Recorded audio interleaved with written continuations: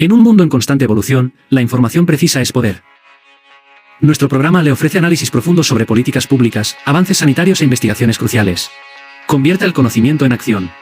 Bienvenidos a El Búho Investigador, su fuente confiable para liderar el futuro de la salud.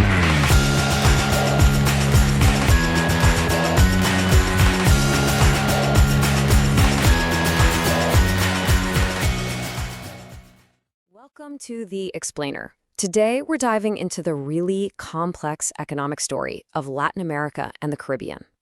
We're going to explore why getting to a stable place, well, it might not be the finish line. It might just be the start of a much, much bigger race. You know that feeling like you're on a treadmill just running and running, but not actually going anywhere?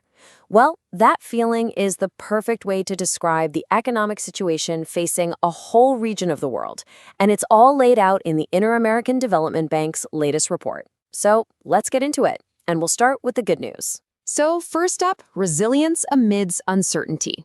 Because in the face of all the global shocks we've seen, especially since the pandemic, Latin America and the Caribbean have shown some incredible strength. The region's central banks, they acted fast. They saw the inflation crisis that was sweeping the globe, and they jumped on it. They were actually some of the first in the world to make policy changes. And you know what? It worked. They brought soaring prices back down to earth, and in many cases, they did it faster than a lot of other developed economies.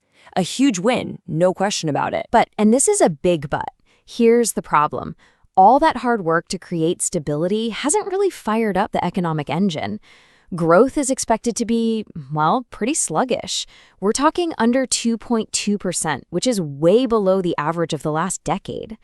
So the region is stable, sure, but it's stuck on this low growth plateau. So what's holding it back? Well, the first major piece of this puzzle is something you might not expect. It's a surprising lack of economic integration within the region itself. We're talking about something called intra-regional trade. And all that really means is, how much do these neighboring countries trade with each other? This might sound a little technical, but it's absolutely crucial for building an efficient economy, creating strong supply chains, and, being able to handle shocks from the rest of the world. And when you see the numbers, the gap is just staggering. In Latin America and the Caribbean, only 15% of all their trade happens inside the region. Now let's compare that. In Asia, it's 55%. In Europe, it's a massive 68%. That difference, that's a huge, huge missed opportunity. So why is this happening? What gives? Well, part of the problem is something economists have a great name for, the spaghetti bowl effect. Just picture a messy bowl of spaghetti. That's what the trade agreements in the region look like.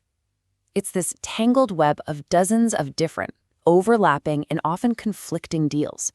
So instead of a simple open market, it's just complicated and expensive to trade with the country right next door. And this lack of deep connection, it creates some very real vulnerabilities.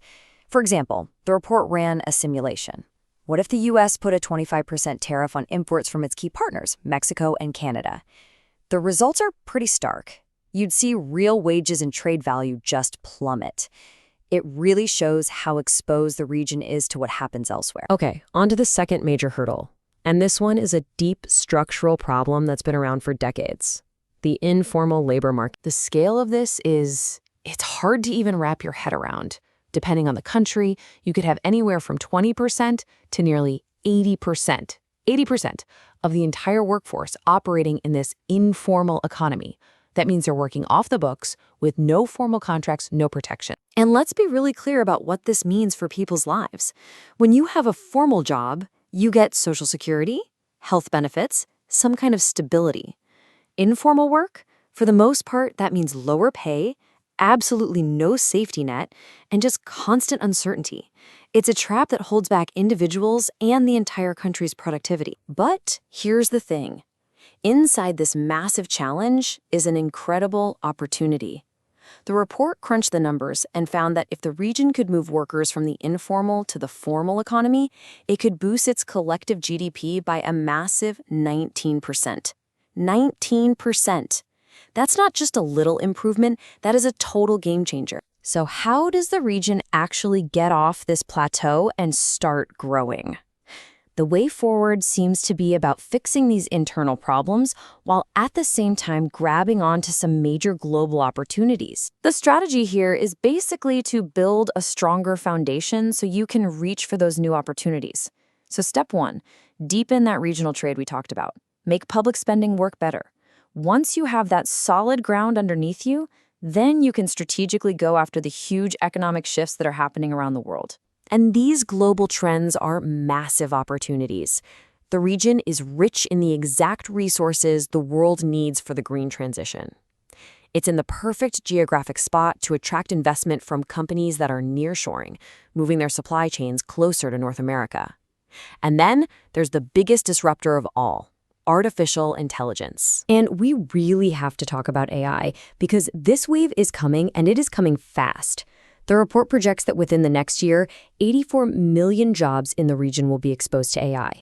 Over the next decade, that number jumps to 132 million.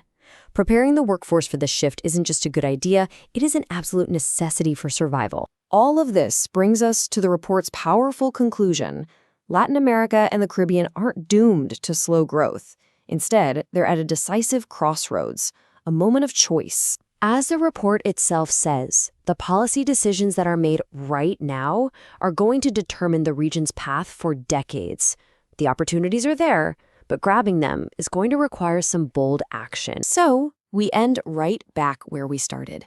The region has achieved a hard-won stability, but as it stands at this crossroads, you have to ask the big question, is stability enough? The choice is between staying on this flat, stagnant plateau or making the tough reforms needed to unlock a future of real growth and prosperity for millions of people. The decisions made today will provide the answer.